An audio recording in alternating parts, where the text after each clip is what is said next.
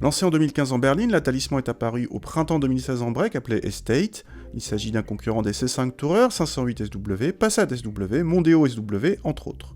Par rapport à la berline, le break garde la même partie avant, avec la même signature lumineuse à LED.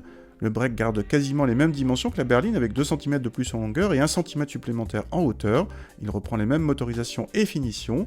Nous avons droit à la plus petite motorisation diesel, forte de 110 chevaux, associée ici à la finition business de milieu de gamme. À l'intérieur, on retrouve la même planche de bord que dans la berline, soignée sur sa partie supérieure, mais décevante en matériaux pour sa partie inférieure, à partir par exemple de la boîte à gants.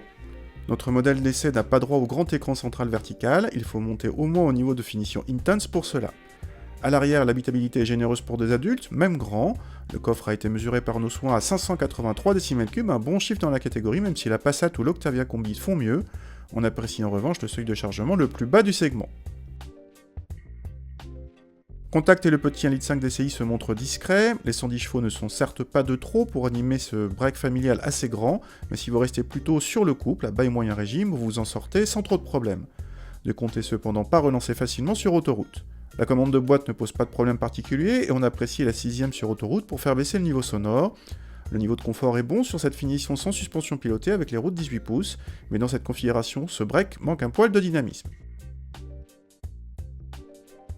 Point fort de ce break Talisman, les rejets de CO2 annoncés à moins de 100 grammes par kilomètre sur notre modèle d'essai, et effectivement parmi les plus frugaux de la catégorie. Côté tarif, l'Estate coûte 1 200 € de plus que la berline sur la finition business et 1 400 € avec les finitions supérieures, un écart berline break assez proche de ce que fait la concurrence, sauf la Mondeo qui reste un peu moins prétentieuse avec 1 000 € d'écart constant. Notre modèle d'essai coûte ainsi 32 800 €, c'est un peu cher en considérant qu'il s'agit de la petite motorisation diesel et d'une finition de milieu de gamme.